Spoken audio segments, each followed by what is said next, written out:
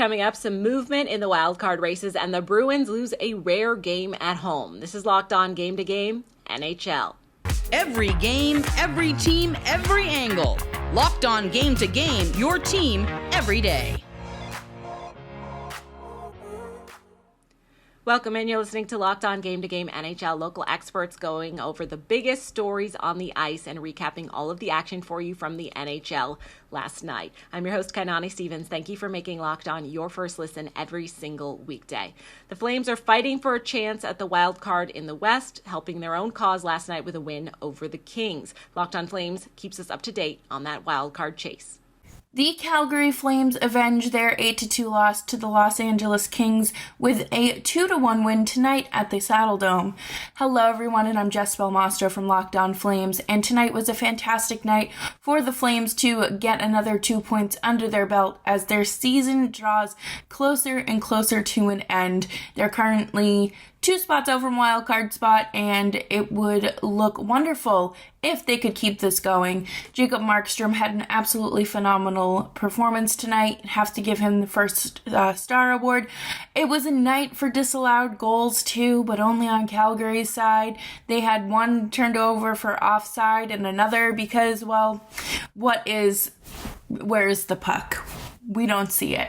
So it's going to be an exciting week for the Flames as they continue to trek on for a wild card spot to make the postseason. The Predators are also in the wild card mix, and they made a statement by taking down the impressive Boston Bruins in the TD Garden. Locked On Predators talks about the win. Locked On Bruins has more on a rare loss for the Bees at home. In a game that will likely provide the hockey shock of the night in the NHL, the Nashville Predators upset the Boston Bruins by a score of 2-1. Hey everyone, Ann Kimmel from Locked On Predators. Tonight, the Predators were without veteran forward Matt Duchene, who joins a long list of players out of the lineup with injuries right now. Nashville's lineup tonight did include Igor Afanasyev playing in just his 10th NHL game, serving on the top line. The veteran presence in the top 6 forwards, that would be Cody Glass, who has just 136 NHL games under his belt. And yet somehow this team was able to gut check themselves to an absolutely unlikely win. Cody Glass did score late in the second period. Cole Smith helped score an interesting empty netter late to give Nashville 2 goals. But David Pastrnak had to spoil the shutout for UC Saros with just 2 seconds remaining in the game to make the final score 2-1. This was a game of special teams chess with neither team able to capitalize on their 5 power play chances. And want to give a shout out to young Luke Evangelista, who made a big save to keep the puck from crossing the goal line and preventing the Bruins from getting on the board any earlier. Despite a long list of injuries for the Predators and slim chances looking ahead to the postseason, games like tonight really reveal a lot about the potential and the character of this young and revamped Predators roster. It was a gutsy win for a Nashville team that has battled through a lot of adversity since the trade deadline. We'll see if they can reproduce this level of effort Thursday night against the Pittsburgh Penguins on the road. Well, that was disappointing. The Boston Bruins lost to the Nashville Predators, of all teams, here on Tuesday evening at TD Garden. This is Ian McLaren, host of Locked On Boston Bruins, and this team had a chance to clinch the President's Trophy, to set a new franchise single-season record for wins, and they just could not score until literally the last second when David Pastrnak recorded his 52nd goal of the season. Jeremy Lauzon had already put the dagger on the Bruins with an empty net goal. Lauzon, of course, being a former Bruin. So, all things considered, it's not the end of the world for the Bruins. I refuse to get worked up over hockey until the playoffs, but it would have been nice to give the home crowd something to cheer about before Pasternak's last-second goal. Columbus falls in Madison Square Garden despite a good effort from one of their rookies. Locked On Blue Jackets goes over some of the issues. Kirill Marchenko ties a record and the Blue Jackets lose in Madison Square Garden. Jay Foster locked on Blue Jackets here. That's kind of the big thing about this game. Kirill Marchenko scores his 20th goal of the season, ties the rookie scoring record for the Blue Jackets, which Pierre-Luc Dubois set a few years ago, I think 2017.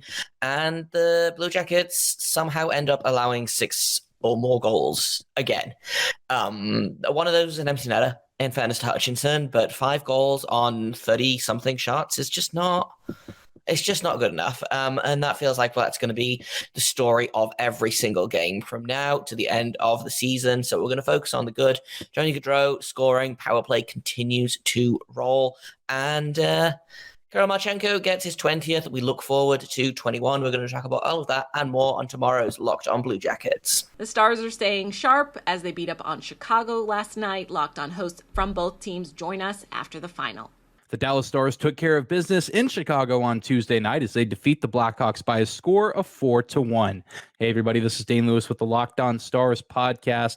And this was a game where Jake Ottinger only needed to make 17 saves. An impressive outing from the Stars netminder, but not necessarily a heavy workload, which is to be expected with a Blackhawks roster that is lacking talent as they are now post-trade deadline, but an all-around pretty impressive evening for the Stars in net, but also offensively. They get scoring from all over the roster. Tyler Seguin gets his 18th of the season. Defenseman Colin Miller gets his 4th. Luke Glendening his 3rd. And of course, it wouldn't be a Dallas Stars offensive showcase if the top line wasn't involved. Joe Pavelski gets his 22nd of the season. And this might not be the most memorable game of the year or one that we'll be talking about for generations to come, but this game matters because the Dallas Stars took care of business and picked up 2 points, while the race for the Central Division continues to be as tight as it's been all season, with Colorado and Minnesota right up there near the finish line with Dallas for that coveted top spot in the Central. And it's going to be a tight race for the remainder of the year. The Stars now with single-digit games remaining on their schedule, so it's important that they take care of things and dot their I's and cross their T's, things like that when they play inferior opponents like Chicago, and they'll need to have a similar performance on Friday when they head to Arizona to take on the Coyotes. But we'll be talking about this game against the Blackhawks in its entirety on Wednesday's episode of Locked On Stars, and I can't wait to see you there. Surprise, surprise, the Chicago Blackhawks lose once again, falling 4-1 to the Dallas Stars. What's up, everyone? This is Jack Bushman. Tonight, the Chicago Blackhawks lost their 6th consecutive game, and this was honestly their worst showing of the current skid. They really just let Dallas do whatever they wanted. Poor showing from the Blackhawks. Sloppy puck control, sloppy passing, never looked like they had their legs underneath them. They only had 5 shots on goal with like 2 minutes left in the second period. Couldn't create much high danger chances once again offensively. They've now scored just 7 goals during their 6-game losing skid. Bad performance from the Chicago Blackhawks tonight. So now down to 8 games left in the regular season. For more coverage on this loss and how it impacts the Blackhawks in the standings, be sure to tune into tomorrow's episode of Locked On Blackhawks, part of the Locked On Podcast Network, your team every day. Pittsburgh needed a win to keep pace in the wild card, but they fell to Detroit last night. Locked On Red Wings and Locked On Penguins are in to break it down. The Detroit Red Wings down the Pittsburgh Penguins 7-4 on the back of a David Perron hat trick. The first hat trick he's had since May of last year when he was wearing a completely different uniform. Scotty, always feels good to beat the Penguins, but outside of the Perron hat trick, what stood out to you in this game? It is always a good day to beat the Pittsburgh Penguins. That's what stood out to me. That is always, we will gladly take that. But yeah, the hat trick was obviously great. But, this game was a tale of period to period, right? Like first period, the Wings get out to a 3-0 lead. Then they blow a 3-0 lead in the following period. And then both teams are scoring. It's back and forth, but the Wings pull out ahead there late. Some really good, noteworthy performances. Bergeron looked really good in this one. Going to be a really fun, the ejection of Newsy, right? Like there's a lot to talk about in this one. Yeah, we'll break it all down on Wednesday's episode of Locked On Red Wings. Pittsburgh Penguins continue to be one of the most mid teams in the league. Hey everyone, I'm Hunter Hodes here with the Locked On Penguins podcast, back with another Locked On Now video as the Penguins fall to the Detroit Red Wings 7-4 on Tuesday night in the game where they needed to bank points. 4-4 late in the third period. You cannot take a penalty there. Brian Russ has been having a dreadful season. Takes the penalty. David Perron scores just a few seconds later and then scores again about a minute later. Game's over. And that's the third time in basically a week that the Penguins have not gotten a point from a third period in a tie game. And that might cost them late in the regular season as they try to push for the playoffs in these final 8 games. For more on the Pittsburgh Penguins, you can check out the Locked On Penguins podcast wherever you get your podcasts. Coming up, the Oilers offense breaks out in Vegas. This is Locked On Game to Game, NHL. Today's edition of Locked On Game to Game is brought to you by FanDuel. The Final Four is set, and it is the perfect time to download FanDuel, America's #1 sportsbook. New customers get that no-sweat first bet of up to $1,000. That's bonus bets back if your first bet doesn't win. So just download the FanDuel Sportsbook app. It's safe, secure, and super easy for you to use. Then you can bet on everything from the money line to point scorers and threes that are drained. FanDuel even lets you combine your bets for a chance at a bigger payout with a same-game parlay. Don't miss the chance to get your no-sweat first bet of up to $1,000 in bonus bets when you go to FanDuel.com/LockedOn. That's FanDuel.com/LockedOn to learn more. Make every moment more with FanDuel. Welcome back. You're listening to Locked On Game to Game NHL. I'm your host, Kainani Stevens. Thank you again for making Locked On your first listen every single weekday. Winnipeg's wildcard chances are in jeopardy after a dismal showing against San Jose. Locked On Sharks and Locked On Jets go over last night's game. The Sharks snapped their 9-game losing streak. I'm JD Young of Locked On Sharks, and James Reimer makes 41 saves in a shutout of the Winnipeg Jets. Sharks win 3-0, getting goals from Noah Gregor, Kevin LeBanc, and Martin Kaut. It was not pretty. Sharks gave the Jets plenty of opportunities, but James Reimer was the difference tonight, including one of the highlight reel goals of his career with a paddle stop. This game, again, we didn't expect the Sharks to lose every game going out the season here. So good win for the team. Now they can continue to lose out. We'll have a full breakdown of tonight's game, what this means for the Sharks in their pursuit of Connor Bedard. So all that on your next episode of Locked On Sharks, wherever you get podcasts. And of course, you can watch on YouTube as well. Jets fans, why did we do this to ourselves? We know every year disappointment is going to follow this team, but let me tell you something, man. A 3-0 shutout loss to the San Jose Sharks is just the icing on a bit of a poop cake. The Jets have been on a downslide. Nashville and Calgary are now within striking distance, just a couple points behind Winnipeg. It honestly could not be worse right now, man. The Jets might actually miss the playoffs, and maybe that's what they deserve. Maybe this is really how it should be. You know, a 3-0 shutout loss to the Sharks. San Jose coming into this game had won only one of its last 15 games. One of its last 15. And you know who that last win was? The Winnipeg Jets. Now 2 for their last 16. Honestly, I just can't. We're going to dive into this game and what exactly is happening with the Jets in tomorrow's episode of Locked On Winnipeg Jets. But I am your host, Harrison Lee. I'll see you there at Locked On Jets. Be sure to like, follow, and subscribe. Thanks for listening. Have a great night, and go Jets go. A heartbreaker for Vancouver. They rally back to tie it in the third, but end up losing in overtime to St. Louis. Locked On Canucks recaps the road loss. The Canucks' meteoric rise up the standings takes a standstill just for one night. The Canucks lost 6-5 to the St. Louis Blues in overtime tonight. My name is Trevor Beggs, co-host of Locked On Canucks, and it felt like deja vu all over again. You know, a couple weeks ago, the Canucks were down 4-2 late against the St. Louis Blues in St. Louis. They ended up tying that game and then ended up winning in the extra frame. This time around, they were down 5-3 late, got a couple of goals, tied it at 5, but this time ended up losing in overtime. Kuzmenko stayed hot with 2 goals. Pettersson extended his point streak to 13 games. He is now 2 games away from tying the Canucks franchise record of a 15-game point streak. We got you covered on the next episode of Locked On Canucks with me, Trevor Beggs, and Kyle Bowen, my co-host. Make sure you check it out, Locked On Canucks. A couple of playoff teams matching up in Vegas yesterday. Locked On Oilers recaps a whole lot of goals, while Locked On Golden Knights checks in with us from Vegas.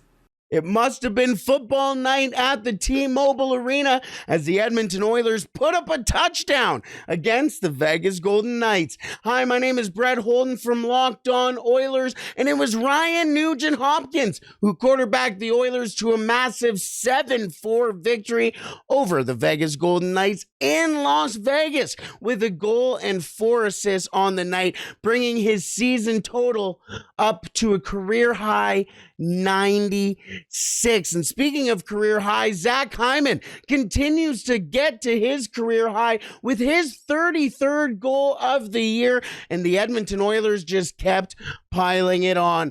Connor McDavid with 3 assists on the night. Leon Draisaitl with a goal and an assist, including a beautiful assist on Zach Hyman's goal on the night. Evan Bouchard, Darnell Nurse extending point streaks on the night. Evan Bouchard with 4 points in the last 3 games, and Darnell Nurse on a 6-game point streak. The Edmonton Oilers poured it on the Vegas Golden Knights, and Stuart Skinner backstopped the Oilers to their 43rd win of the year, bringing their record to 43, 23, and 9 on the year, and 11, 2, and 1 over the last 14 games. Now, after this win, the Edmonton Oilers are within 3 points of the Pacific Division leaders, the Vegas Golden Knights, and 1 point behind their next game, their next opponent, the Los Angeles Kings, as the Los Angeles Kings come into Rogers Place for a massive Pacific Division matchup at Rogers Place, 7 o'clock Thursday night here in Edmonton. What's up, everybody? Chris Golick, Locked On Vegas Golden Knights here. Rough night for our Vegas Golden Knights, currently down 7-3 against the Edmonton Oilers, about halfway through the third period. We're going to flush this one. We're going to move on, give the Oilers all the credit in the world. They came into our house and just absolutely destroyed the Vegas Golden Knights. I don't think this is the last time these two teams are going to see each other. Hopefully VGK will get some redemption when it matters a little more in a few weeks from now. For everything Golden Knights hockey, please check out the Locked On Vegas Golden Knights podcast. Your team every day. Philly trying to end their season on a good note. The Flyers were able to come away with a 1-goal win over the Canadiens on Tuesday night. Locked On Flyers is in with more. It was Morgan Frost's night for the Flyers, getting the brace with his 15th and 16th goals of the season. Hi, I'm Rachel Donner with your Locked On Flyers quick reaction to the Flyers' 3-2 win over the Montreal Canadiens. Felix Sandstrom got the last-minute nod to start this one. He did everything he needed to do, making some key saves in this game. This one absolutely felt like two teams out of the playoffs kind of slogging through. There were a ton of giveaways on both sides of the ice. I thought the Habs did a great job getting sticks in to prevent shots on Flyers rushes. But things did pick up in the third when Frost and Farabee had that 2-on-1 leading to Frost's second goal, and then Owen Tippett getting that empty netter that turned out to be a much-needed insurance goal to win this one. For more on this game and the Flyers all season long, tune in anywhere you get your podcasts.